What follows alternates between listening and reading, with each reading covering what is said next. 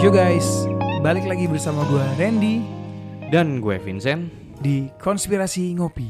Seruput lo kopinya. Seruput. Oh gak gitu ya? Seruput Gak cok. gitu ya, seruput bener ya. Tapi kayaknya kita harus ngeluarin brand kopi deh. Harus deh. Brand kopi ya. Brand kopi. Kan pas banget kita kan namanya Konspirasi Ngopi. Ya kita ngeluarin produk kopi gitu loh. Kopi sianida. Ya boleh. Kopi sianida boleh. Mati semua dong, temen ngopi kesian bener. Iya tapi maksudnya bener juga sih. Jadi supaya teman-teman ngopi tahu taste-nya kita dalam rasa kopi itu seperti apa. Maksudnya merasakan kita di dalam kopi gitu Bukan. maksudnya. Apa sih Gimana maksudnya? sih? Apa Merasakan kita di kamar bukan di kopi bro. Anjing. Porno banget. Bukan, lo bukan maksudnya merasakan podcast kita di dalam kamar. Mereka dengerin suara kita. Oh gitu. Iya. Kalau mereka jadinya bisa merasakan rasa kopi yang kita seruput. Oh iya, bisa. Boleh lah ya kita bikin produk itu ya. Boleh. Semoga teman-teman ngopi banyak yang beli gitu kan. Yes. Tapi rilis BPOM-nya susah bro. Kenapa tuh? Bayar bro. Oh gitu ya, It needs money. It always needs money. Di Indonesia bayar ya apa-apa ya? Ya gua gak tahu kalau di Indonesia, kita kan di Los Santos bro. Oh iya, kalau di Los Santos bener. Kalau di Indonesia mah semua gratis. Los Santos kan mirip kayak Perindavan. Tapi kalau di Indonesia tuh gratis, bre, bikin KTP apa segala macam Iya, gratis. free ya. Free. Karena memang sudah dibiayai pemerintah kan. Nah, Tapi kalau jadinya tapi kalau di Los Santos memang harus bayar semua. memang harus bayar, tapi cepat di Los Santos. Oh cepet ya? Cepat. Karena dibayar kan? Bayar. Oh, Di Indonesia cepet gak lo?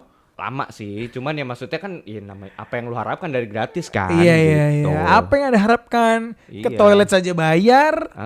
Nah kalau lu mau cepet, lanjut.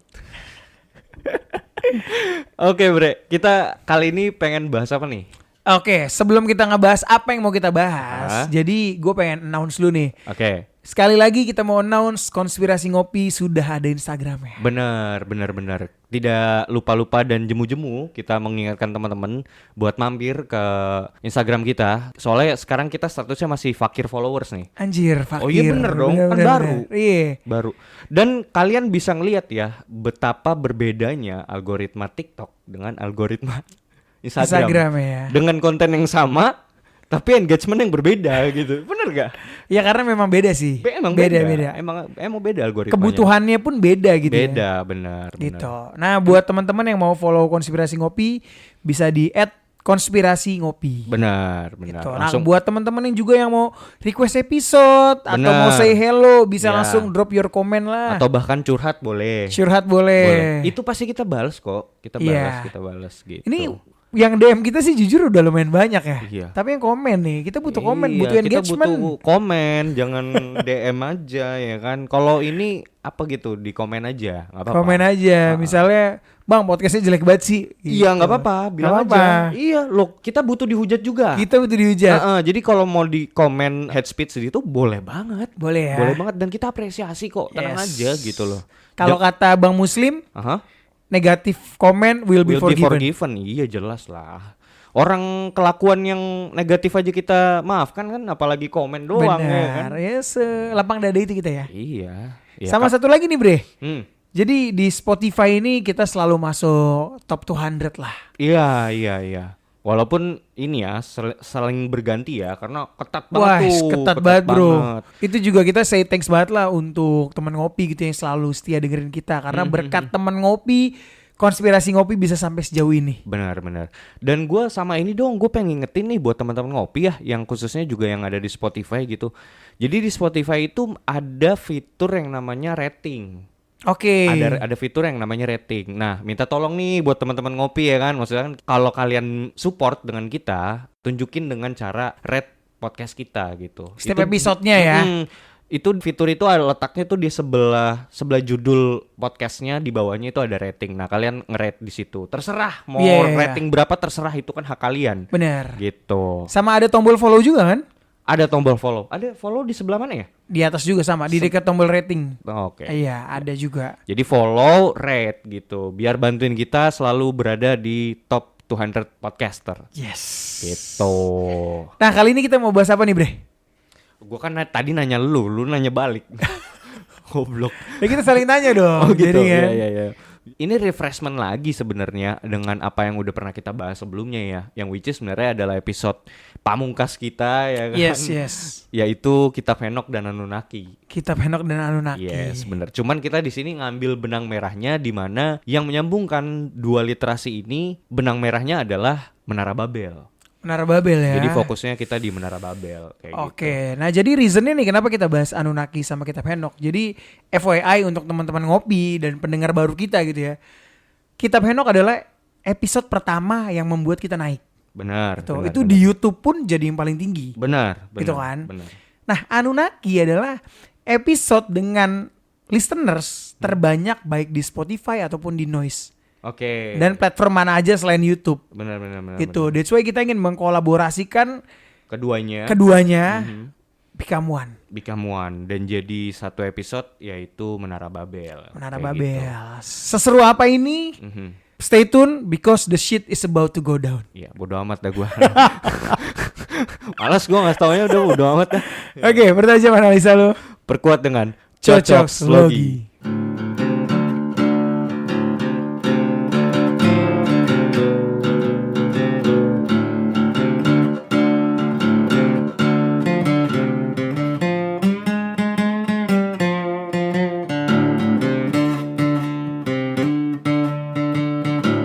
Oke guys, teman-teman ngopi semua, welcome to Menara Babel.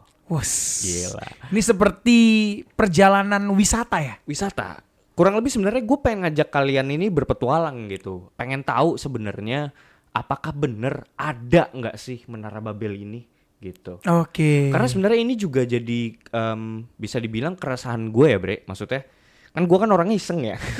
Maksudnya apalagi ketika gue baca Alkitab gitu ya. Ini kan karena kan ini berasal dari literasi Alkitab dong. Yes. Gitu, di kitab Kejadian itu gitu kan.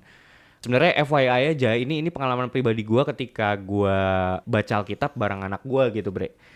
Nah anak gue ini punya kecenderungan baca Alkitab gak kelar-kelar. I see. Jadi baca Kejadian gak kelar-kelar Bre. Balik lagi ke awal. Oh gitu? Ya nggak tahu lah dia gitu. Iya. Namanya masih bocil ya Bener. Nah jadi suka mengulang-ulang sampai di kejadian yang Menara Babel ini gitu. Jadi udah terlalu familiar gitu. Cerita ini gitu Cerita ya. ini jadi kayak berulang-ulang aja kayak gitu. Nah gue ngerasa kayak ini Menara Babel ini kan katanya kan menara yang ada suatu kejadian di mana ketika itu bangsa-bangsa di dunia yang which is adalah keturunan Nabi Nuh itu masih mempunyai satu bahasa yang sama. Yes, Nah, agree. lalu mereka mendirikan suatu kota dan menaranya yang katanya ya ini diruntuhkan begitu oleh Tuhan dan dikacau balaukanlah bahasa manusia di situ. Ya. Pertama kalinya disitulah muncullah keberagaman bahasa, suku dan ras. Kayak gitu. Yes. Dan ini rasanya menarik banget, ini beneran ada nggak sih gitu. Menara ini gitu ya. Akhirnya berangkat dari keresahan itu gue cobalah riset. Apakah benar ada suatu bukti arkeologi atau bukti geografis atau bukti apapun itu yang ahli-ahli coba teliti dan akhirnya ada gue temukan. Ditemukan. Ada. Wow. Gila. Gue karena gini ya Bre, sorry ya, kan kita namanya kita baca Alkitab tuh kan dari kecil kita mikirnya kisah doang gitu loh. I see. Yang kayaknya too good to be true aja gitu. Paham gak sih? Iya, paham. Gitu. Jadi kayak apa benar kejadian ya gitu. Tapi pas dicari bukti sejarahnya ada. Wow. Kan gila ya. Maksud gue yang apakah seharus seotentik itu gitu loh. Kayak gitu sesuatu yang ada ditulis dalam Alkitab gitu. Dan ini benar-benar ngebuktiin the miracle of this book gitu loh. Wow. Iya kan? Ketika lu nge-track bukti sejarahnya ada anjir. Ada ya. Gila tuh. Dan ini gue pengen ngajak kalian teman-teman semua buat ngelakuin petualangan ini sama-sama gue dengan riset kecil-kecilan inilah. Yes. Sorry, before we continue this podcast gitu. Yes. Kan tadi lo bilang bahwa zaman setelah Nuh itu sebelum kejadian dikacau balaukannya bahasa oleh Tuhan, itu bahasanya kan satu. Benar. Nah, kejadian dari setelah banjir bandang itu dari zaman Nuh lah ya. Ya. Ke Menara Babel itu kira-kira berapa tahun tuh atau berapa dekade? 4 generasi sih Bre. 4 generasi. 4 generasi. Kalau untuk perhitungan tahunnya itu mungkin nanti akan gue detailin di sini karena ada beberapa ahli juga yang mencoba menghitung ya. Oke. Ada. Oke. Kayak gitu. Cuman untuk kulitnya ya memang 4 generasi setelah Nuh. I see. Berarti kalau kakek cicit ya. Sebutannya apa sih cicit ya? Kalau Iya, 4 iya. generasi itu Iya cicit. cicitnya. Cicit gitu lah. Itu Cicit gitu. itu tikus Los Santos. Oh iya. Iya. Oh suaranya begitu ya? Bukan suaranya aku cinta wanita, aku cinta uang, bukan gitu ya? Bisa gitu. Bisa. Biasanya kayak gitu bunyinya. Tikusnya udah tikus modern soalnya bre. Iya, tikus bentuknya orang gitu ya. Iya. Oh, iya. Mirip. Mirip orang. Oke. Nah, jadi sebenarnya kita ingin berfokus di Menara Babelnya gitu. Nah, kalau menurut lu sendiri, Bre, lu ada kesan dan insight apa nggak terkait Menara Babel ini sendiri? Menurut lu tuh ketika lu baca literasi Menara Babel tuh yang ada di kepala lu tuh apa gitu loh, Bre? Oke. Untuk lu pribadi. Iya, untuk gue pribadi, gue sebelumnya udah baca itu di Alkitab ya, itu di kitab Kejadian ya. Di situ gue melihat keangkuhan manusia sih. Oke. Gue melihat keangkuhan manusia yang begitu angkuhnya, begitu tingginya, dan mereka merasa bisa menyaingi Tuhan. That's why mereka membangun menara itu. Yeah. Itu mungkin yang pertama ya. Yang kedua adalah gue juga lihat bahwa pada saat zaman itu mulai terulang lagi tuh hal yang terjadi seperti kejadian Nuh, di mana manusia itu udah mendua, mentigakan, mempatkan Tuhannya lah. Dan the reason they build menara ini gitu ya, salah satunya untuk menunjukkan bahwa mereka kuat dan mungkin saja untuk menghindari banjir bandang itu. Iya. Kalau itu terjadi lagi. Iya. Seolah-olah tuh kayak ini supaya tidak terjadi lagi, mereka mendirikan inilah, intinya gitulah ya. Iya, dan Tuhan kan juga ngomong kan di kejadian itu, Tuhan bilang. Padahal sebenarnya Tuhan udah janji loh ke Nuh. Iya, tapi kan Nuh. Iya. Iya. Kan ini bangsa-bangsa ini sebenarnya, ini FYI buat teman-teman, ini bangsa-bangsa yang tidak mengenal Tuhan ya. Yes. Jadi mereka mungkin merasa kayak, mungkin tahu atau gimana, tapi kayak ngerasa masa sih gitu, mungkin ntar juga turun lagi air bah gitu kan. Iya, at the end imannya tuh terkikis terus. Iya. Jadi semakin mudah hidup lo, semakin lo diberkati, justru banyak orang yang menjauh dari Allahnya. Gitu. Dan bangsa ini sih udah kelihatan sudah menjauh dari Allahnya gitu ya. Bahkan Bre, gue bisa bilang ya, bukan menjauh dari Allah lagi. Mungkin untuk generasi atasnya ya, itu masih kenal gitu dengan Tuhan Yahweh ya, yang ada di dalam Alkitab itu ya. Tapi kalau generasi bawahnya tuh udah sama sekali nggak punya pengetahuan itu. Udah hilang arah ya. Udah hilang arah, karena memang di dalam literasi sejarah pun ini adalah bangsa-bangsa peradaban Mesir dan peradaban Mesopotamia. Itu kan sama sekali jauh kan dari tradisi Yahudi kan. Yes. Mereka nggak kenal kan yang namanya Tuhan Elohim Yahweh tuh, mereka nggak tahu. Iya, bahkan ada ras Nephilim juga kan. Itu dia. Berarti sudah terjadi lagi Iya. persetubuhan antara the fallen angels Bener. and human being. Bener. Nah makanya di sini gue bisa mengatakan bahwa kejadian Menara Babel itu adalah yang menyambungkan literasi kitab Henokh dan legenda mitologi Mesopotamia atau Anunnaki itu. Kayak gitu. Ini menarik banget sih, menarik banget. Dan oh ya, FYI dulu buat teman-teman ya. Jadi sebenarnya ini episode ini sebenarnya gue udah pernah bawain Bre di podcast gue. Gue boleh promo nggak sih? Boleh Promo boleh ya? lah. Jadi gue bikin podcast, nama podcastnya yang gue sendiri ya, podcast gue itu Things Theory namanya. Sebenarnya itu adalah Things Theory namanya. Things Theory namanya. Geri. Sebenarnya itu project iseng aja Bre. Project iseng, terus itu salah satu episode pertama, kedua dan ketiga itu gue secara khusus ngebahas ini kayak Tiga-tiga. Tiga-tiganya. Sampai jadi 3 episode loh. 3 episode gue bahas ini. Gila. Gitu makanya. Nah ini sebenarnya lebih ke rangkumannya sih yang kita bahas sekarang kayak gitu. Lebih kepada kita nggak ada materi lain ya. Nggak bercanda. Tapi intinya ya buat teman-teman support lah. Gue apa namanya Things Theory tuh subscriber baru 20 Bre. 20. Baru 20. Itu baru mulai tapi kan. Makanya tolong lah teman-teman ya, datanglah ke. Ayo cepet subscribe. Gitu. Itu di Spotify. Semua di Spotify ada. Di Spotify sama Noise ya. Iya kayak gitu. Nggak apa-apa. Teman ngopi jangan follow. follow lah. Iya. Dan kalau misalnya teman-teman kayak bertanya-tanya yang gue bahas apa sih di situ, sebenarnya sama aja kayak konspirasi ngopi, gue bahas mirip-mirip tapi sama. Mungkin lebih monolog lah ya. Monolog karena kan gue sendiri. Benar-benar. Gitu. Itu lebih kepada project gue bingung mau ngapain sih Bre sebenarnya. Iya, kadang-kadang kosong gitu kan, anjing ngapain ya gitu kan. Ya udah podcast aja. Halu tengah malam gitu ya. Iya, daripada gue ngomong sendiri anjing. Ya kan? Mending gue record kan, jadi podcast kan lebih produktif gitu. Ayo teman ngopi subscribe Finks Theories ya. Gitu, iya Finks Theory. Caranya gampang bre, kalau di Noise tuh kalian tinggal klik profile gua yang ada di host itu, kalian buka karya gua, di situ ada 2, Konspirasi Ngopi sama Finks Theory. Kalian follow juga yang Finks Theory kayak gitu. Oh jadi karya itu, misal karya Konspirasi Ngopi itu nyangkut juga di nyangkut account bre. ya? Nyangkut. Okay. Kalau di Noise ya. Iya. Kalau di Spotify gua nggak tahu deh gimana tuh. Dah, lanjut. Riset yang gue lakuin ini menggunakan metode dasar jurnalistik ya bre, yaitu 5W 1H gitu. Dengan pertanyaan what, why, where, when, who, dan how gitu. Nah cuman di sini gue tuh pengen berfokus pada what, why, sama where, sama when-nya. Nah ini keren nih. Kalau untuk pencinta MLI gitu ya, Coki sama Muslim gitu kan, mereka kan cuma why. Oh iya, cuman why doang. Nah ini kita kasih semua. Kenapa cuman why doang gitu kan? Ini harus ada what-nya juga, where, di mana gitu kan, dan when, kapan gitu kan. Gitu. Nah untuk who dan how-nya itu kalian bisa dengerin di Finks Theory. Sini dia. Promo Terus. Ya, iyalah gitu. Masa brand orang masuk gua enggak boleh, bre, ya kan? Gitu. Nah, oke, sebelum kita masuk, gua mau disclaimer dulu nih, bre, bahwa referensi dan sumber yang kita gunakan di sini sangat identik dengan kepercayaan agama Samawi, khususnya dalam literasi Yahudi dan Kristen terutama. Yes. Jadi mohon izin ya teman-teman buat teman-teman ngopi semua, mohon ini dijadikan sumber referensi saja. Kan sebenarnya goalnya di sini adalah menemukan bukti otentik tentang bangunan menara ini. Serius loh?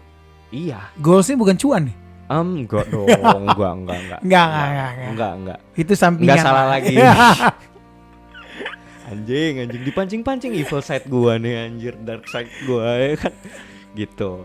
Nah mungkin ada disclaimer dulu bre dari lo.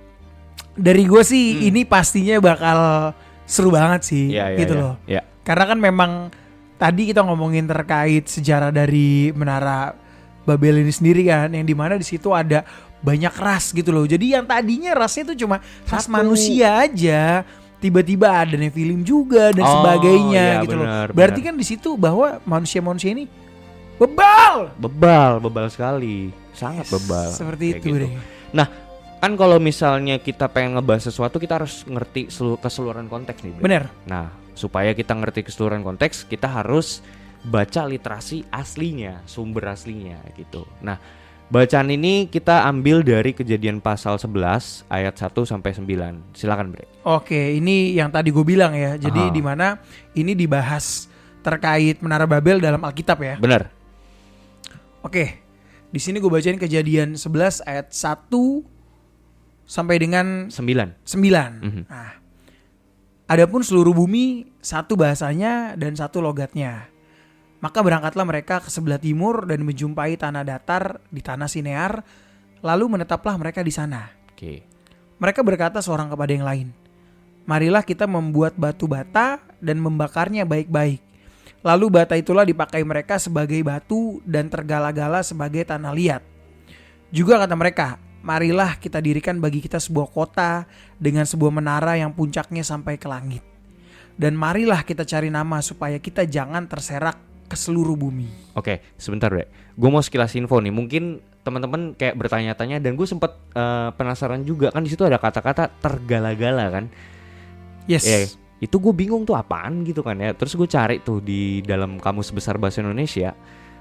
Dituliskan berarti semacam suatu residu berat yang hampir-hampir padat, yang tersisa setelah penyulingan terarang, batu, atau terpentin. Nah, gala-gala ini dibuat dari bahan dasar gambir dan damar, dipakai fungsinya sebagai alat perekat, semacam semen, Bre. Iya. Semen jadinya itu. Oke, tapi tadi yang batu bata dipanaskan itu cara ngebuatnya mirip kayak cara ngebuat piramid nggak sih? Iya. Seperti bener. itu ya. Iya, bener, kurang lebih kayak gitu. Iya. Berarti ini kan mereka kayak pakai batu bata disusun pakai perekatnya semen aja. Iya. Sama kayak zaman sekarang sama aja. Kayak zaman sekarang ya. Memang gitu. Itulah ilmu pertukangan ya. Iya. Ilmu yang bisa perbangunan pertama kali.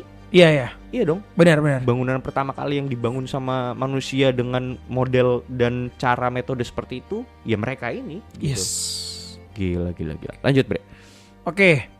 Lalu turunlah Tuhan untuk melihat kota dan menara yang didirikan oleh anak-anak manusia itu.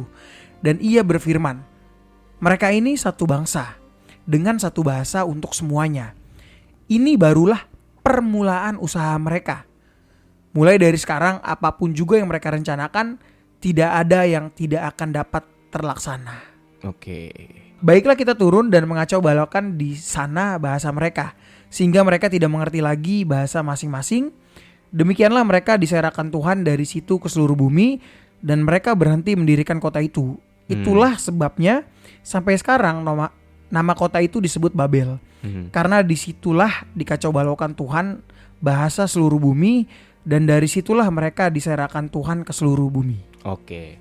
Nah, jadi dari sini kita udah bisa mengerti ya keseluruhan konteks dari apa yang mau kita bahas nih. Jadi intinya ada suatu menara yang didirikan oleh suatu bangsa.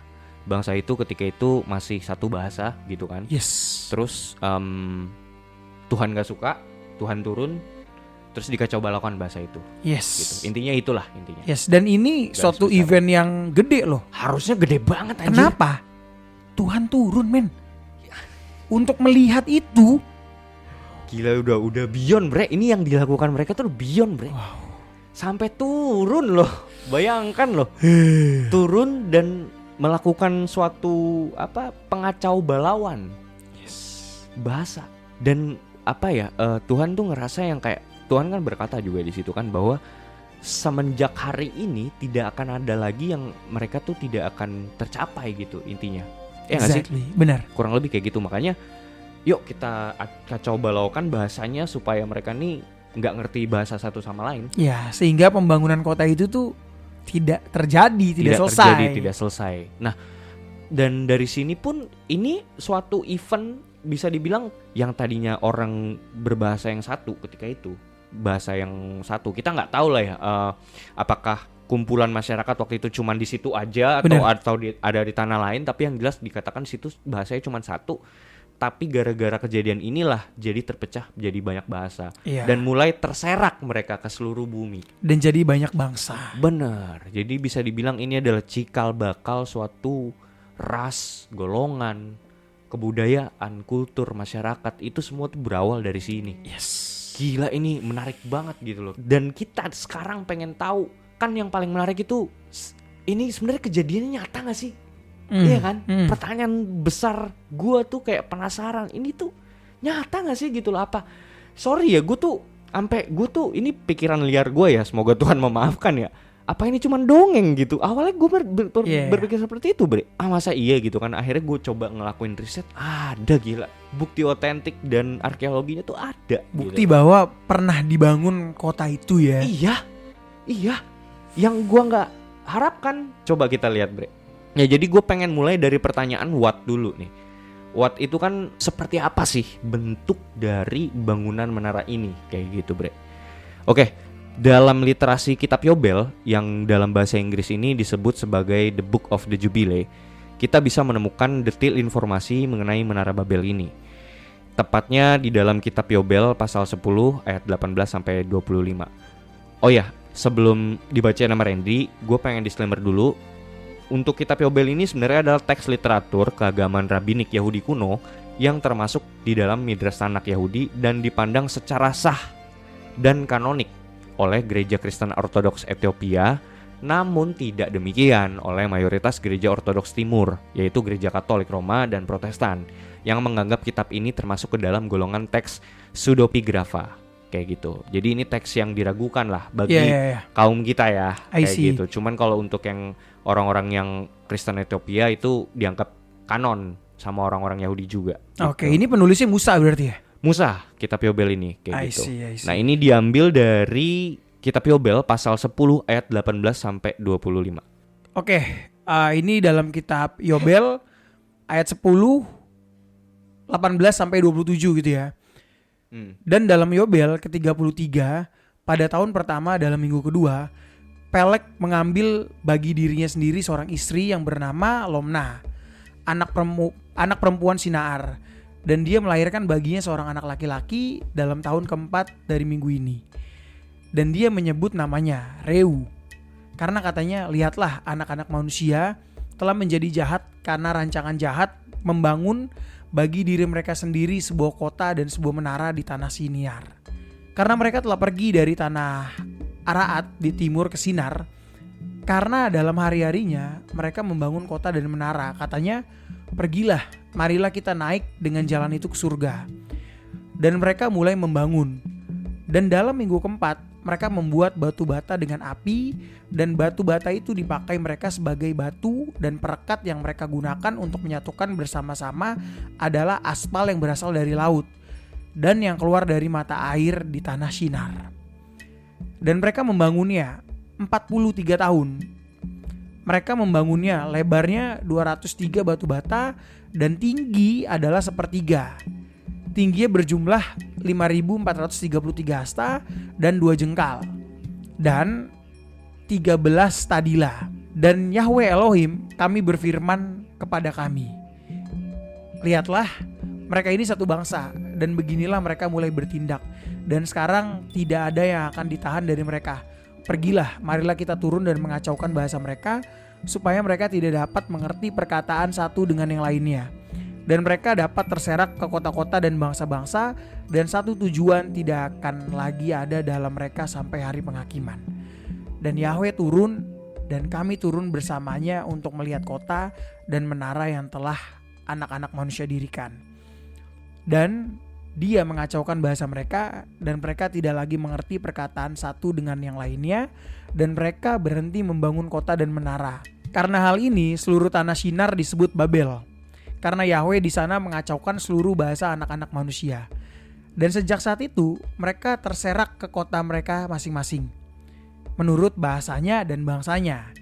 Dan Yahweh mengirim angin dahsyat terhadap menara itu dan merobohkannya ke bumi. Dan lihatlah, itu ada di antara Asyur dan Babel di tanah Shinar, dan mereka menyebut namanya kacau balau. Dalam minggu keempat dalam tahun pertama, pada permulaannya dalam Yobel ke-34, mereka terserak dari tanah Shinar. Wow, jadi ini bisa dibilang literasi kitab Yobel ini yang which is ini dianggap kanonik sama orang-orang Yahudi, ini adalah versi lengkap dari kitab yang kejadian tadi. Kejadian tadi ya, literasi ini menjelaskan secara detail lah. Detail banget anjir. Prosesnya seperti apa gitu kan. Dan gilanya lagi, dituliskan tadi sampai ukurannya dituliskan. Yes, benar. Gila. Dikatakan tuh di situ ya 5.433 dalam satuan hasta. Wow. Itu ditulis kayak gitu. Yang setara jadi ini gue convert tuh. Jadi gue cari tahu 5.433 hasta. Satu hastanya tuh berapa sih gitu kan. Berapa meter sih gitu ya. Gitu. Akhirnya gue cari tahu yang pada akhirnya menghasilkan angka setara dengan 8.149 kaki. Wow. Atau 2.484 meter.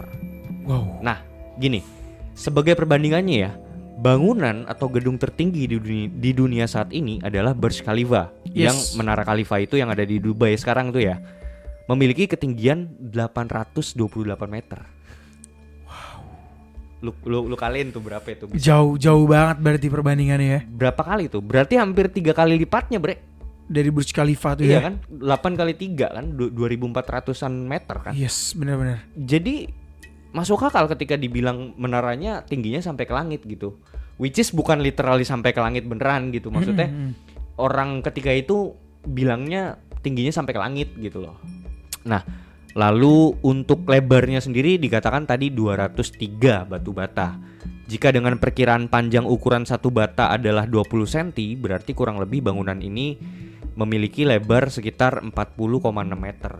Ini lebar gua nih agak ambigu ya. Ini lebar temboknya doang atau seluruh bangunan? Karena kalau cuma 40,6 meter kecil banget gitu loh. Ya nggak tahu lah ya. Tapi pembangunan struktur ini dikatakan juga memakan waktu selama 43 tahun. Anjir, lama banget itu ya. 43 tahun. Cepat sih harusnya 43 tahun. Dan sebelum akhirnya pembangunannya terhenti dan ditinggalkan oleh rakyat kota tersebut gitu. Nah, jadi di dalam literasi ini paling tidak kita bisa menemukan lah ukuran dari menara ini gitu. Nah, jadi kita pengen tahu nih sekarang sebenarnya bentuk dari Menara Babel ini yang sebenarnya. Nah, dalam kitab Kejadian pasal 11 kan juga dikonfirmasi juga dalam kitab Yobel, kejadian pembangunan struktur ini berada di tanah Sumer. atau yang dikenal dalam bahasa Ibrani sebagai tanah Shinar atau Shinear. Yes. Jadi gini bre, orang Yahudi ketika itu manggil tanah Sumeria itu bahasanya Shinar. Jadi Shinar itu adalah bahasa Yahudi, bahasa orang Yahudi untuk manggil Sumeria.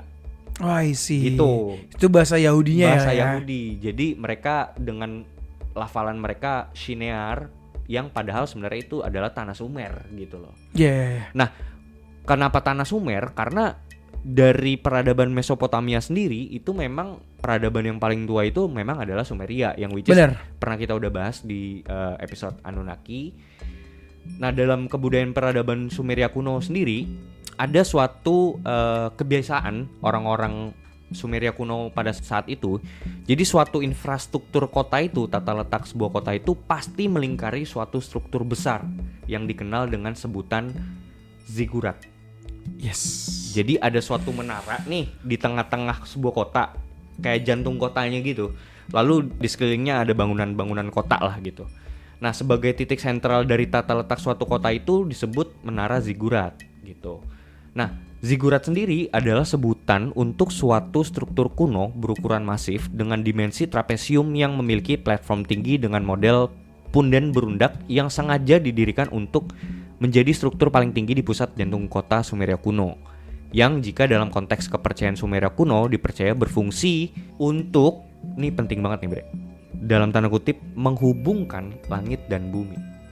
Wow. Jadi orang-orang Sumeria percayanya bangunan itu adalah tempat untuk menghubungkan mereka dengan dewa-dewa langit.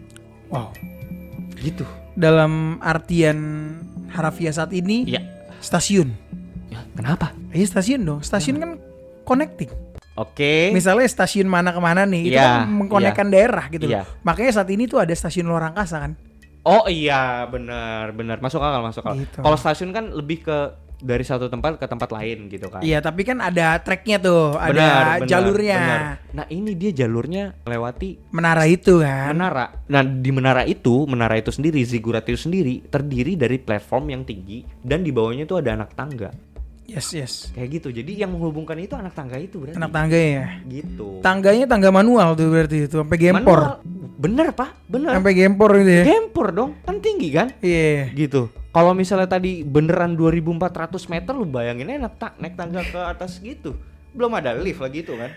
Kayak gitu. Nah, coba bre, ada salah satu teori dari ahli nih yang namanya Gwendolyn Lake nih yang mengungkapkan dan mengafirmasi bahwa dikatakan zigurat ini menghubungkan langit dan bumi. Silakan bre. Oke, dari Gwendolyn Lake ya. Gwendolyn Lake ini seorang sejarawan dan ahli budaya Mesopotamia, dan dia memberikan statement di dalam bukunya yang berjudul The Babylonian: An Introduction, mengatakan bahwa dalam keyakinan masyarakat Sumeria dan Mesopotamia kuno, pembangunan zigurats memang diintensikan fungsinya untuk menjadi semacam pintu gerbang dan platform atau semacam tempat sakral bagi para dewa-dewi yang turun mengunjungi bumi dari langit surga atau kayangan.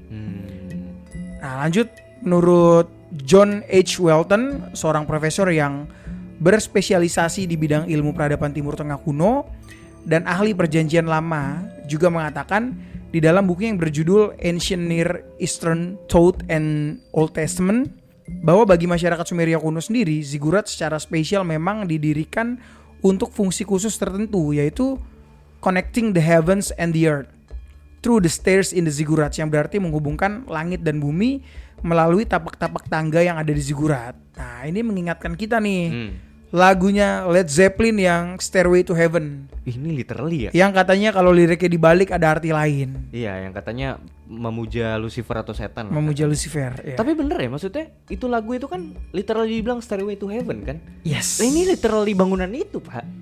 Wow. Kayak gitu.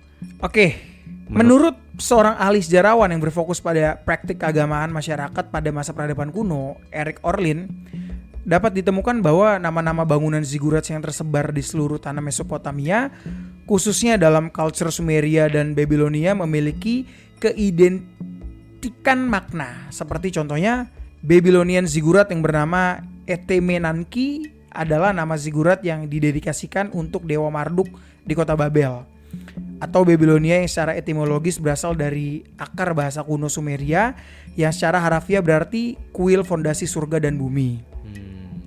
Nah, struktur zigurat yang berada di situs kota orang Sumeria kuno atau Larsa yang berlokasi 56 km ke arah barat laut kota Nasiriyah, Irak bernama Larsa Zigurat yang berarti kuil yang menghubungkan langit dan bumi.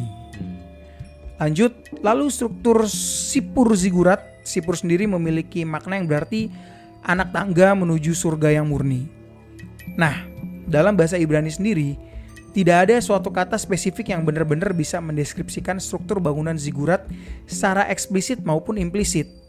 Karena bahkan juga tidak ada satupun zigurat yang pernah didirikan di tanah orang Kanaan. Dan bisa dipastikan orang Yahudi yang tinggal di daerah Kanaan mungkin tidak familiar dengan bangunan zigurat. Oke.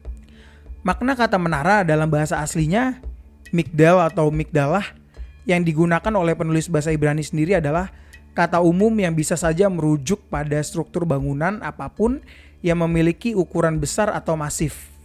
Konotasi kata menara yang dimaksudkan dalam literasi Yahudi bisa saja merujuk pada bangunan zigurat bangsa Sumeria dan bisa juga merujuk kepada bangunan piramid di Giza. Jadi penggunaan kata menara ini sangat umum.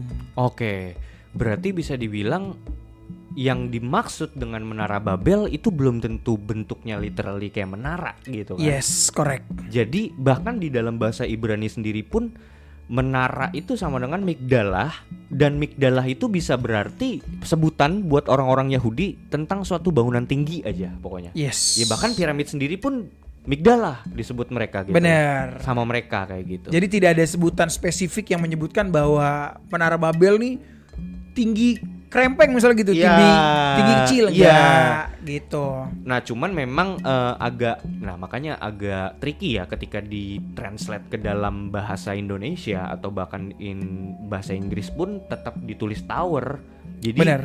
konsep berpikir kerangka kita yang kita mikir tower ya berarti menara yang seperti itu gitu ya. Padahal belum tentu gitu. Belum tentu, Gitu. benar. Bisa jadi modelnya seperti piring terbang UFO tapi tinggi, bisa jadi. Bener. Karena kan menurut orang-orang Ibrani ya kalau migdala itu ya sesuatu yang tinggi aja Sesuatu pokoknya. yang tinggi ya. Kayak gitu. Dan kalau tadi menurut para ahli kan, berarti kita juga bisa menemukan bahwa benar ternyata zigurat yang ada di bangsa Sumeria itu atau bangsa Babel itu adalah suatu bangunan yang menghubungkan langit dan bumi. Karena banyak ditemukan zigurat-zigurat yang tersebar di tanah Mesopotamia itu, nama-namanya itu identik banget bre. Semuanya tuh kayak menghubungkan langit dan bumi. Iya. Pada dasarnya itu aja kayak gitu. Kayak Pemahamannya sama lah ya semua ya. Pemahamannya sama gitu. Dan jadi gue bisa katakan hipotesis yang paling mendekati mengenai bentuk bangunan ini jika dilihat dari latar belakang budaya setempat di Sumeria dan Babilonia, ini adalah bangunan dengan struktur zigurat. Karena nggak ada lagi yang bisa menggantikan bangunan itu. I see. Karena sesuai dengan yang dikatakan di dalam tanah Sinear itu yang berarti tanah Sumeria, lalu menara yang paling tinggi di situ ya zigurat ini sendiri gitu. So, jadi menurut gua menara Babel atau the Tower of Babel yang dimaksud di dalam Bible bisa juga berarti Ziggurat of Babel. Yes, correct. Gitu. Jadi dari sini akhirnya gue juga jadi langsung teringat nih bre dengan kisah kejatuhan malaikat The Watcher yang ada di dalam kitab Henokh dan legenda mitologi Sumeria tentang Anunnaki. Wow. Sepertinya ada korelasi di sini nih yang bisa menghubungkan keduanya dan benang merahnya dengan kejadian menara Babel ini. Gitu. Nah, one big question nih, Yes. gitu kan. Kan tadi lo sudah menjelaskan secara detail gitu ya. Tadi kita sudah menjelaskan secara detail terkait bangunannya ini gitu kan. Itu kan kita nggak bisa menerka-nerka nih bangunannya seperti apa. Yang jelas itu tinggi banget lah gitu kan. Ziggurat bentuknya. Iya. Ziggurat. Kalau kalian penasaran sama bentuk ziggurat itu seperti apa, sampai hari ini masih ada ziggurat Masih ada. yang berdiri. Tapi tidak setinggi itu. Enggak setinggi itu. Iya, karena kan sudah dihancurkan. Iya benar. Enggak, cuman maksudnya dan gue juga nggak tahu lagi apakah itu memang atasnya platform atasnya itu pernah dihancurkan atau seperti apa. Tapi yang jelas ada sampai sekarang tuh namanya Ziggurat of Ur. Itu letaknya di Nasiriyah, Irak. Kalian searching di Google Maps itu bisa. Iya. Kalau gue sih percaya itu mungkin tidak pernah selesai atau mungkin sudah dihancurkan gitu ya. Karena saat ini tingginya tuh tidak mencapai tinggi spesifik yang dituliskan gitu kan. Benar, bahkan kan dikonfirmasi sendiri sama kitab Yobel. Yes, Gitu. itu dihancurkan kan, diruntuhkan oleh angin, oleh Tuhan. Iya ya. Gitu. Nah ini menurut lu gitu ya, atau menurut para ahli lah, Mhm. why? Why? Why? Lu mau melontarkan why, kenapa gitu ya? Maksudnya kenapa Menara Babel ini didirikan gitu kan?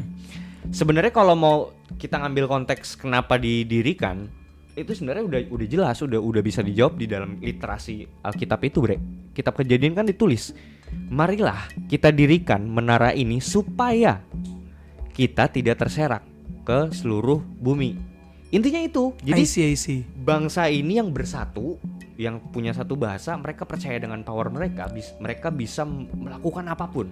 Dan mereka mau berkumpul di situ ya. Iya.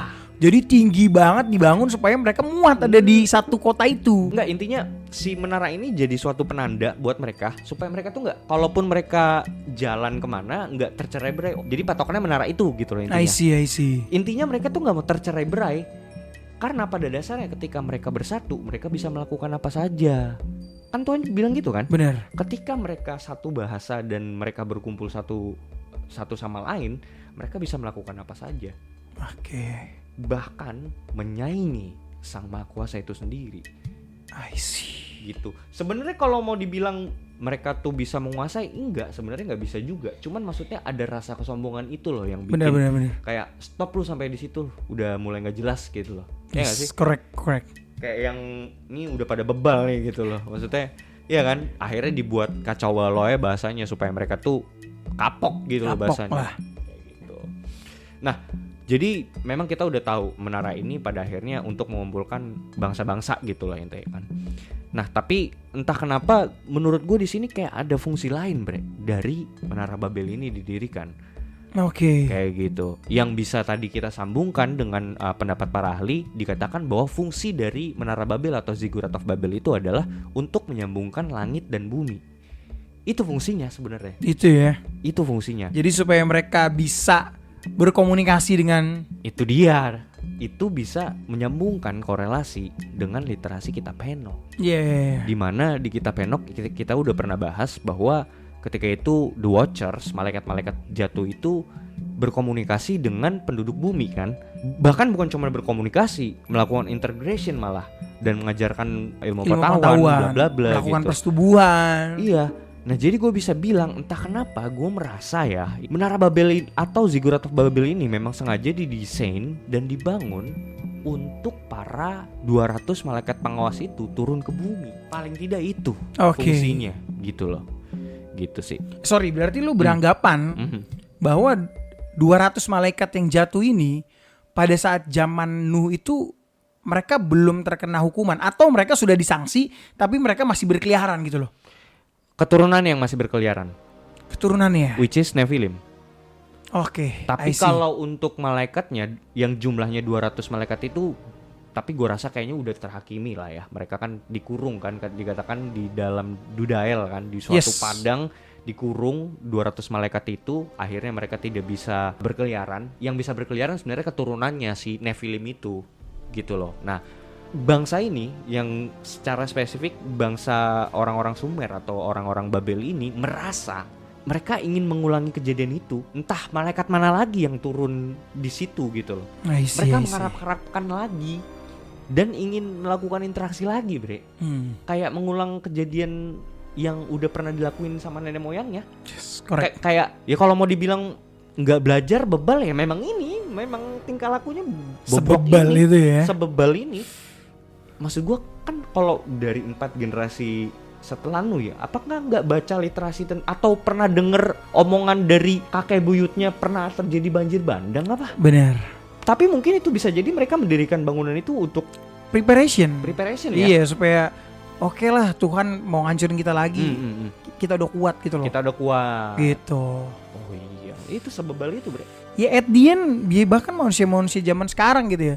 Ya kalau lu masih inget gitu ya, kalau teman-teman ngopi juga masih inget cerita yang terkait Elon Musk gitu ya. Kita pernah cerita bahwa Elon Musk sendiri bilang we should prepare ourselves gitu loh. Sebelum kita ditemukan oleh ras yang lebih kuat, kita temukan mereka dulu. Karena kalau kita duluan yang nemuin mereka, tandanya kita more stronger. Iya, iya. Gitu. Nah, ya mungkin mereka berpikiran hal yang sama Mereka gitu loh. berpikir yang sama. Tuhan itu sebagai entitas lain dan lebih kuat. Iya. Tapi mereka percaya bahwa mereka bisa menyaingi itu. Bisa mengalahkannya. Bisa malah. mengalahkan. Wow. Oke. Ini udah di luar ini udah di luar nalar sih. Beyond, Pak. Udah beyond sih ini gitu. Nah, jadi kalau mau dikorelasiin lagi dengan legenda atau literasi mitologi Sumeria dan Mesopotamia, khususnya dengan kisah Anunnaki, itu kan memang digambarkan kedatangan orang langit kalau lo ingat, Bre. Bener. Kedatangan para dewa-dewi Anunnaki itu yang which is adalah orang langit yang datang turun ke bumi untuk melakukan pencampuran gen Antara Anunnaki Halilintar. Iya kan? dengan Ingat Gen kan lo? Halilintar. Bener kan? Iya. Iya. Terjadilah siapa? Asyap. Asyap. Gitu. Iya. Nah kan ini kan seperti melakukan pencampuran gen nenek moyang manusia which is adalah penduduk bumi dengan gen orang langit. Yes. Jadi ini kan kayak semacam menghubungkan langit dan bumi. Iya. Gitu. Terjadilah sinetron di RCTI Anak Apa tuh? Langit. Nah, bener. Anak langit itu bahasa Mesopotamia ya Anunnaki. Bre. Anunnaki. Ya berarti tuh si yang RCTI itu Anunnaki. Anunnaki semua tuh ya. Anunnaki semua. Loh, Anjir. tapi ini literally, Bre. Ini Iya. bener-bener bahasa topografikalnya memang Anunnaki itu sama dengan anak langit. Anak Langit. Anak-anak langit. Bahkan, Bre, jadi secara harafiah pun kata Anunnaki sendiri dalam bahasa Mesopotamia itu sendiri berarti anak-anak langit dan bumi gitu. Atau secara eksplisitnya anak-anak dari orang langit dan orang bumi. Nah, jadi kalau kalian ingat ya dalam episode kita di Anunnaki dulu yang kita pernah bahas tuh, kan kita pernah ngebahas 7 entity atau deity atau dewa-dewi utama lah dalam Yes. mitologi Mesopotamia kan. Bener. Nah, di situ kan ada 2 sosok figur tuh yang paling utama tuh. Ya ada Dewa An sama Dewi Ki. Yes. Gitu kan. Nah, Dewa An ini kayak sosok representasi dewa ayah gitu loh. Dewa langit dan paternya gitu loh. Kayak the king of all gods gitu loh. Yes. Ya kan? Dan sosok dewinya itu Dewi Ibu Pertiwi, Dewi Bumi gitu loh. Ya, Ki ini. Jadi An dan Ki ini bersatu jadi melahirkan Anunnaki. Gitu, Bre. Jadi bisa dikatakan poin akhir yang harus gue tekankan di hipotesis mengenai why kenapa bangunan Ziggurat of Babel ini didirikan adalah bahwa Menara Babel ini didirikan untuk mengundang para malaikat surgawi itu untuk turun kembali dan berinteraksi, bahkan mengajarkan pengetahuan-pengetahuan buruk yang pernah diajarkan ketika di kitab Henokh itu, dan melakukan kekejian yang dulu pernah dilakukan oleh nenek moyang mereka itu. Benar. Gitu. Nah, mungkin itu bisa jadi suatu alasan atau faktor lain ya kenapa Tuhan tidak membiarkan hal itu terjadi, karena memang intensi awalnya aja udah kayak gitu, Bre. Yes. Intensi awalnya tuh udah buruk gitu loh. Jadi ya adalah sesuatu yang berada di dalam diri manusia, yaitu bisa kebaca juga at the end sama Tuhan gitu loh. Gitu. Jadi seolah-olah mereka ingin mengulang kembali sejarah kelam masa lalu lah. Iya, gitu. jadi mereka nggak ada puasnya lah ya. Nggak ada puasnya. Udah dihancurin, dileburkan oleh Tuhan, mereka mau ngulangin lagi gitu loh. Tapi menariknya Tuhan menepati janjinya loh, Bre. Iya, untuk tidak kan? melakukan banjir bandang lagi. Iya kan? Tapi di kacau balauin bahasanya. Iya, coba loin. Paling tidak kan dia menepati janji dong. Yes. Iya ya, wow luar biasa sih. Kayaknya mereka ini ya bangsa manusia yang waktu itu bebal ini, yang tinggal di zaman itu ya, mereka tuh kayak merasa kehilangan arah gitu loh. Bahkan terinspirasi, Bre, sama kejadian kisah nenek moyang mereka itu. Kayak mereka tuh bisa nyiptain ini Yeah. gitu. Kayak mereka tuh mungkin pernah dapat, mungkin nggak tahu ya, dapat cerita turun temurun bahwa tuh kayak nenek moyangnya tuh advance gitu. Ya mereka tuh kayak pengen ngulang lagi kejadian itu gitu loh. Iya, karena at the end of the day itu manusia itu penuh dengan curiosity, bro. Bener-bener Penuh dengan keingintahuan gitu loh. Jadi ketika ada sejarah yang tertinggal, mereka akan coba deep dive lah. Mereka akan cari tahu dan mereka akan membuat hal itu menjadi nyata gitu loh. Bener-bener Gak ada puasnya lah Gak ada intinya. puasnya. Nafsu. Yes. Semuanya tuh pemuasan nafsu belaka. At the end, buat apa sih? Kan gitu kan Bener, sebenarnya bener. kan. Maka Tuhan datang turun mengacau balaukan bahasa mereka, karena semuanya itu yang lu lakuin itu cuma nafsu. Makanya dari itu supaya mereka tidak menyelesaikan pembangunan menara atau Ziggurat of Babel tersebut. Gitu, Bre. Itu kalau ditanya why, kenapa menara atau Ziggurat of Babel ini didirikan. Didirikan ya. Nah, Pertanyaan selanjutnya nih Bre, kita masuk ke pertanyaan selanjutnya, yaitu di manakah dan kapankah menara ini didirikan? Nah mungkin pertanyaan yang pertama yang pengen gue lontarin adalah when? Kapan didirikannya Menara Babel ini ya. Silakan Bre. Oke, ini dari Kejadian 10 pasal 25. Bagi Eber lahir 2 anak laki-laki. Nama yang seorang ialah Pelek, sebab dalam zamannya bumi terbagi, dan nama adiknya ialah Yoktan. Nah, dikatakan di sini pada masa zaman Pelek bahwa bumi terbagi, yang di dalam terjemahan bahasa Inggrisnya berbunyi for in his day the earth was divided. Secara implisit merujuk pada kejadian pemecahan bahasa yang dilakukan oleh Tuhan pada masa pendirian Menara Babel. Jadi, yang pada mulanya manusia-manusia di bumi berbahasa dan berbangsa yang satu, akhirnya terbagi-bagi dan terpecah menjadi banyak golongan suku bangsa dan bahasa, dan lalu kemudian tersebar ke segala penjuru bumi. Kemudian kita bisa menggali informasi dari dalam akun literasi kitab Yobel. Diketahui bahwa pendirian kota dan zigurat Babel ini terjadi pada masa keturunan generasi keempat Nabi Nuh, yaitu pada masa kelahiran Pelek. Oke, ini gue bacain ya. Yes. Pasal 10 ayat 18 kitab Yobel, dalam Yobel ke-33 pada tahun pertama dalam minggu kedua, Pelek mengambil bagi dirinya sendiri seorang istri yang bernama Lomna, anak perempuan Sinaar. Ini mungkin kenapa tanah Shinar itu ya. Disebut Shinar ini mungkin karena anak perempuannya ini. Dan dia melahirkan baginya seorang anak laki-laki dalam tahun keempat dari minggu ini, dan dia menyebut namanya Reu, nama anaknya. Karena katanya, lihatlah, anak-anak manusia telah menjadi jahat. Karena rancangan jahat membangun bagi diri mereka sendiri sebuah kota dan sebuah menara di tanah Shinar.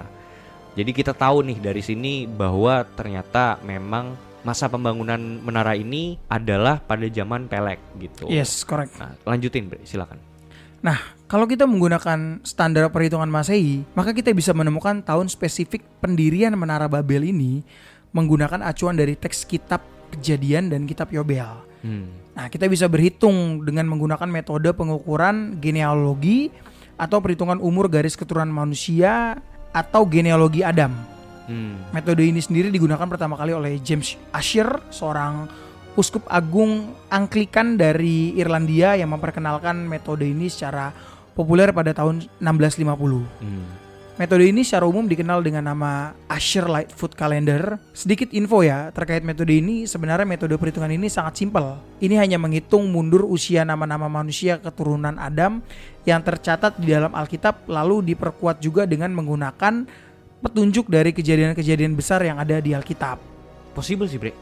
Possible, bisa dihitung lah. Bisa dihitung. Iya. Lu kan kayak kalau kita baca Alkitab kan awal-awal setiap kitab awal ya, misalnya kayak Kejadian atau Imamat itu kan kayak ditulisin kan? Ditulis nih si Adam umur berapa, usianya sekian. Nah, kan? pada usia sekian dia memperanakan si A, si B, si C. Nah, tinggal lu hitung mundur aja. Yes. Metodenya sesimpel itu sebenarnya dia tuh. Karena sudah dijelaskan secara detail kan dalam Alkitab. Bahkan sorry ya, kalaupun di Injil awal tuh ya, itu ditulisin loh silsilah Yesus dari dari keturunannya siapa. Kan? Iya. Silakan. Oke, gue lanjut ya. Menurut Ussher Lightfoot Calendar bahwa bumi tercipta yaitu pada tahun 4004 sebelum Masehi. Wow. Sedangkan penciptaan Adam itu di 4000 sebelum Masehi. Oke. Hipotesis ini juga ikut dikonfirmasi oleh Sir Isaac Newton. Kemudian juga menurut Ussher Lightfoot Calendar, jarak antara kejadian penciptaan hingga air bah surut itu ialah sekitar 1656 tahun, menghasilkan 2348 sebelum Masehi itu. Oke. Coba gue ngambil kalkulator dulu, gue hitung dulu. Tadi berapa? Tadi 4.000. Penciptaan 4004 sebelum Masehi. Oke, 4004. Terus jarak dari penciptaan ke air bah surut itu 1656. Berarti dikurangin tuh ya. Yes. Oke, dikurangin. Hasilnya tadi berapa? 2348 sebelum Masehi. Oh, oke. 2348 ya. Oke. Yes. Nah, lanjut. Nah, Pelek atau generasi keempat setelah Nabi Nuh gitu ya, lahir 100 tahun setelah air bah surut. Berarti kalau maju 100 tahun berarti pendirian menara dan kota Babel ini berada di sekitar 2248 sebelum Masehi. Oh iya benar, maju 100 ya. 2348 kurang 100. Benar, 2248. Yes. Okay. Nah, angka 2248 ini juga dapat divalidasi dari catatan sejarah milik Alexander the Great. Wow, menarik nih. Itu. Jadi Alexander the Great pernah mencatat tahun kelahirannya Peleg. Oh iya. Yes, yaitu pada masa bangsa Persia masuk dan berhasil merebut dan menguasai sebagian besar wilayah di Mesopotamia dari kekuasaan Babilonia. Menurut catatan sejarah, tepat pada tahun 331 sebelum Masehi, Alexander Agung mengalahkan Raja Persia Darius Agung ketiga dalam perang Gaukmela dekat Arbela dan berhasil merebut tanah Mesopotamia dari jajahan Persia. Oke. Lalu setelah itu, Kaisar Agung Alexander melakukan perjalanan menuju ke Babilonia. Dalam catatannya, ketika saat Sang Alexander Agung tiba di Babilonia, ia disambut meriah oleh penduduk lokal dan ia juga disambut baik oleh orang Kaldea atau orang Kasdim yang adalah para ahli astronomi di Babilonia. Ia menerima perhitungan kalender dan pengamatan astronomi dari orang-orang Kasdim yang mengklaim bahwa pengamatan atau perhitungan astronomi tersebut sudah berjalan dan diterapkan oleh bangsa Babilonia sendiri selama 1903 tahun semenjak Peleg dilahirkan. Oke. Nah, jika demikian, kalau dihitung mundur selama 1903 tahun dari tahun pencatatan pada 331 sebelum Masehi, berarti Peleg dilahirkan adalah pada tahun 2234 sebelum Masehi. Oke, gue catat dulu tuh 2234 ya. Yes. Oke, 2234 sebelum Masehi. Terus Terus dalam buku ke-6 About the Heavens karya Simplicius, seorang penulis Latin pada abad ke-6 Masehi, mencatat bahwa berdirinya kota Babel adalah sekitar 14 tahun setelah kelahiran Peleg. Tinggal ditambah ada tuh 2234 tahun kelahirannya Peleg ditambah 14 tahun. Oke. 2234 tambah 14. Ya. 2248 berarti. 2248. Berarti paling tidak ada 3 sumber yang mengkonfirmasi tahun berdirinya kota Menara Babel yang berada pada tahun 2248 sebelum Masehi. Anjir. Gitu bre. Gila, ini Alexander the Great loh. Alexander the Great yang Ini mengkonfirmasi itu. Iya, memvalidasi itu. Dan ini orangnya beneran ada di dalam sejarah, ada buku sejarah tuh kita kenal. Kan tercatat bro, Alexander the Great kan. Iya. Dan dia mengkonfirmasi ada orang hidup namanya Peleg. Men, gila gokil sih. Di saat orang-orang zaman kita mengkonfirmasi bahwa ada orang hidup bernama Pele. Dia mengkonfirmasi ada orang namanya Peleg. Iya. Ya kan? Dan Peleg itu tercatat loh dalam Alkitab. Itu dia maksudnya yang kayak wow, ini adalah suatu bukti arkeologis, bukti otentik, catatan sejarah yang mengkonfirmasi kebenaran literatur yang ada di dalam kitab. Gila. Itu beyond sih, Bre. Semoga ya sesuatu yang bisa menumbuhkan iman kalian gitu, teman-teman, terutama yang beragama Kristiani ya. Beragama Kristiani ya. Atau Yahudi mungkin mau convert, dibaptis dalam nama Allah Bapa, Anak dan Roh Kudus. Iya, kenapa tidak ya kan? Nggak, tapi pada dasarnya ini benar-benar bisa mengkonfirmasi bahwa apa yang ditulis di dalam Bible atau kitab Kejadian atau kitab Yahudi itu sendiri real. Nyata. Real. Alexander the Great loh yang mengkonfirmasi. Gitu. Gila. Dan bukan cuma Alexander the Great loh. Iya, ada 3 sumber. Iya, ini konspirasi ngopi juga mengkonfirmasi nih bro. Siapakah kita? Konspirasi ngopi bro. Konspirasi Lo harus ngopi pede ya? dulu dong. Siap. Sebelum ada orang lain yang percaya sama konspirasi ngopi, kita harus percaya lebih dahulu bro. Oh iya. Gitu. Bisa. Percaya diri dulu ya. Percaya diri dulu lah. Oke, Bre. Mungkin lanjut ya. Ini kan lanjut. Berarti kita tadi udah dapet nih angkanya. Tadi berapa? 2248 ya? Yes. Kalau ditanya kapan ya? Ditanya kapan? Gila. Ini sebelum Masehi ya. Berarti 2000 tahun sebelum Masehi yang lalu ini Menara Babel berdiri gitu. Atau si Ziggurat of Babel ini. Nah, mungkin pertanyaan yang menarik selanjutnya kan kayak kita udah tahu nih kapan berdirinya. Nah, pasti pertanyaan selanjutnya adalah di mana? Gitu. Yeah. Sebenarnya kalau ditanya di mana, kita kan udah tahu tuh ya tulisannya sendiri di dalam kitab Kejadian itu tulisannya Shinear kan, dan udah jelas di tanah Sumeria. Yes. Nah, cuman kemudian pertanyaan yang menarik, apakah sebenarnya ada suatu kota atau situs yang benar-benar ada di zaman modern ini yang menunjukkan letak presisi dari kota Menara Babel ini? Oke. Gua kira nggak bakal ada, Bre. Kalau gua karena memang ini ya iman ya apa I called this faith, jadi gue percaya itu ada. As long as lo nggak tanya ini ke Ayu Ting Ting bro, Kenapa tuh? lo akan Gimana? dikasih alamat palsu bre. Anjing. Lo kan dikasih alamat palsu brother. Anjing. Iya, kita nanya ditanya balik ya. Iya. Di mana, Mbak? Di mana?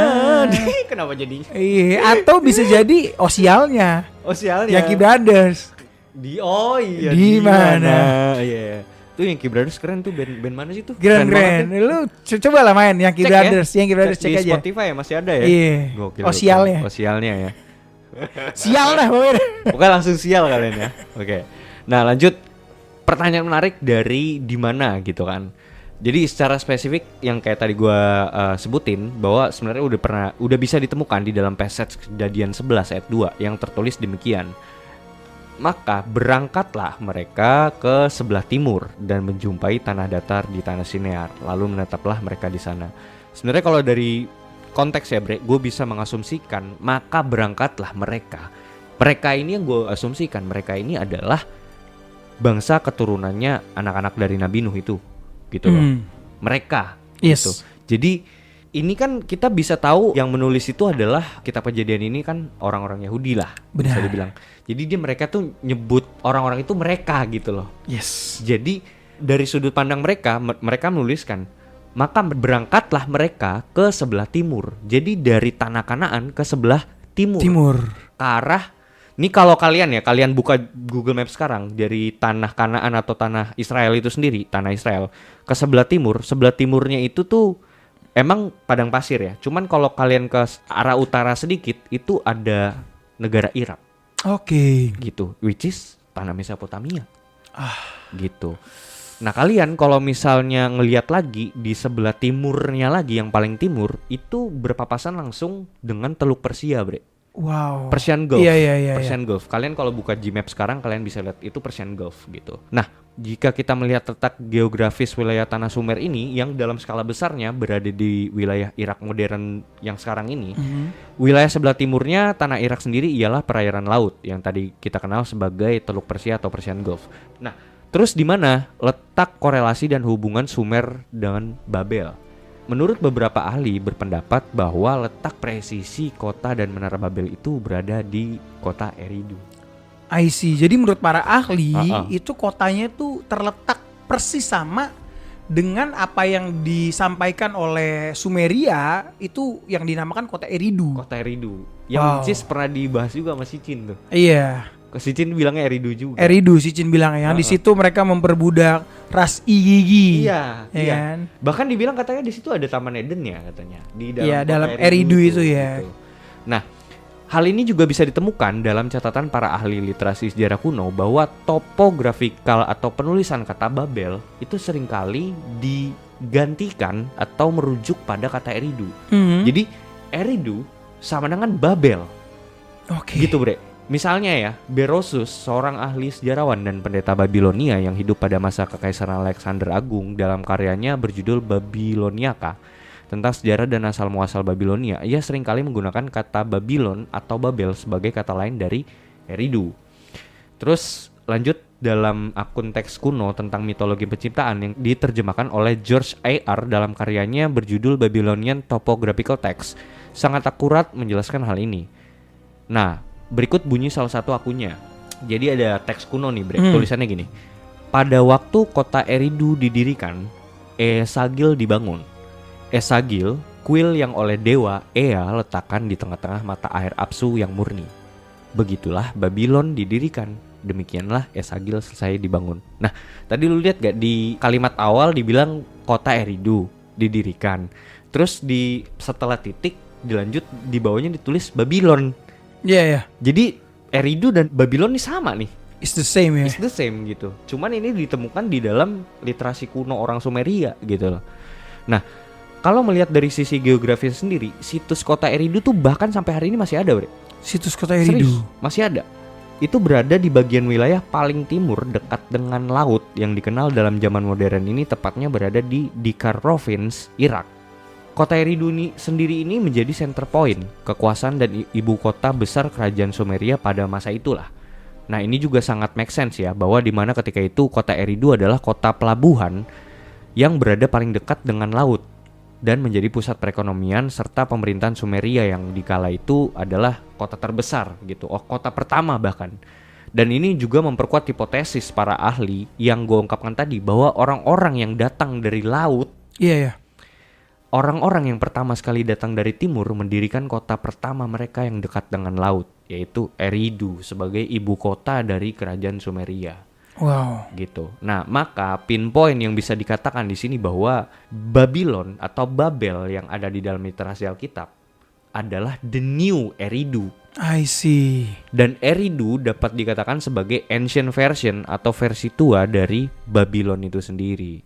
Gitu, Bre. I see. Jadi gue melihat satu kesinambungan lah ya dari cerita mitologi Sumeria yang terkait Anunnaki dengan cerita Babilonia ini. Yes. Gitu kan. Kesinambungannya adalah seperti ini. Dalam cerita mitologi Anunnaki ya, itu diceritakan bahwa manusia itu kan diciptakan oleh antara penggabungan gennya si Orang langit dengan gen nenek moyangnya manusia. which is penduduk bumi. Ya, lahirlah Anunnaki Anunnaki. gitu kan. Lahirlah Anunnaki di kota itu.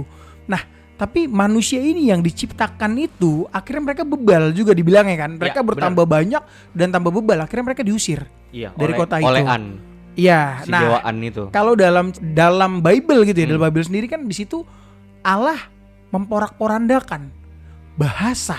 Ya. Dan mereka dicerai-beraikan loh, Benar. diserakan lah, Diserakan. maksudnya dikeluarin lah dari situ kan. Sehingga kota itu tuh tidak jadi. Dan Sebenarnya- bangunannya diruntuhkan. Sebenarnya mereka mau nggak mau jadi terserak, Bre. Si Iya.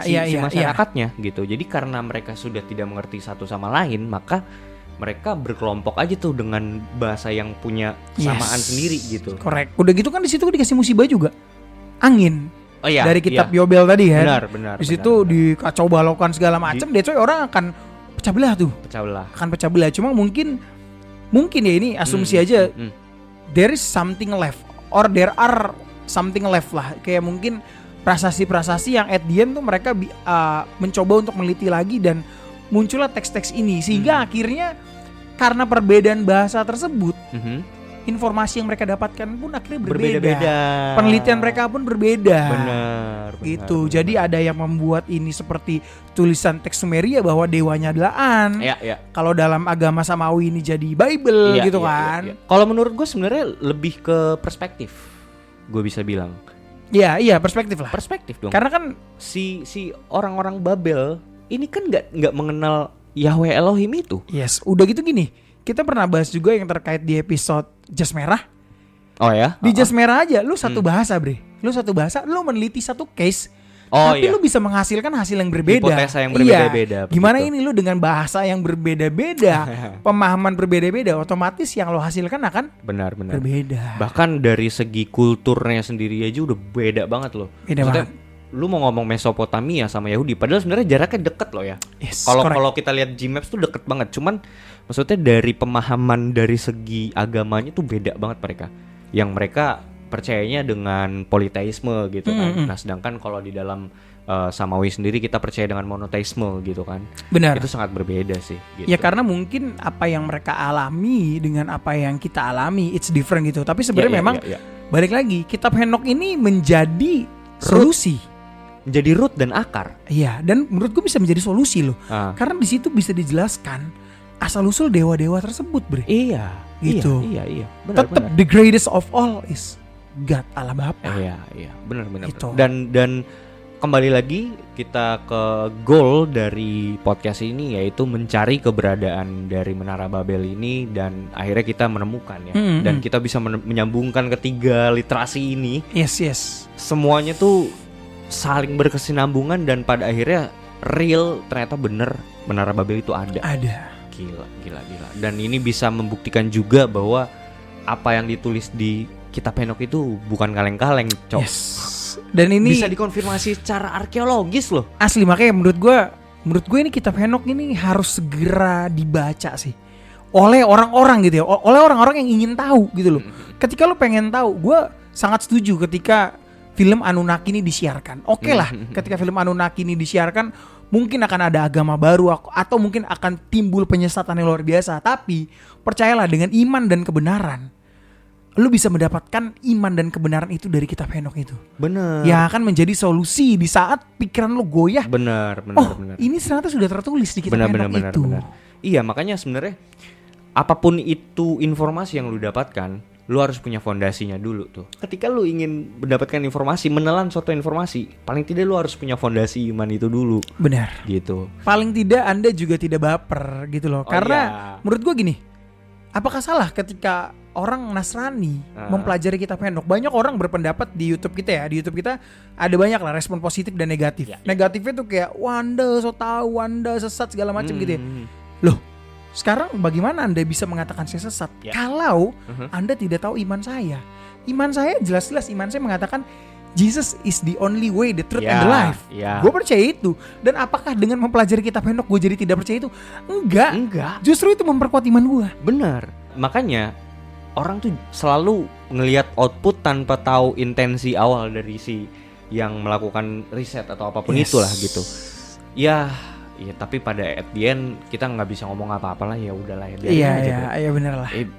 Ya terserah lah, orang kan bisa mengeluarkan output apapun itu ya. Benar. Jadi ya kita terima-terima aja kayak gitu. Dan ambillah yang positif. Benar. Kalau nggak ada, buang negatif. Kalau nggak ada nggak usah dengerin kita bos. Benar. Tinggal cabut kok. Tinggal cabut. Simple. Hidupnya simple aja kali gitu kan. Gitu. Oke, ada lagi yang mau lo sampaikan nggak, Bre? Ya pesan gue cuma itulah, lebih banyak baca buku aja lah untuk teman-teman gitu ya. Lebih banyak baca buku, banyak dengerin podcast kita, terus follow Instagram kita. Benar, follow Instagram kita itu wajib. Kalau itu hukumnya wajib. Wajib ya. Konspirasi ngopi? Seruput lo kopinya.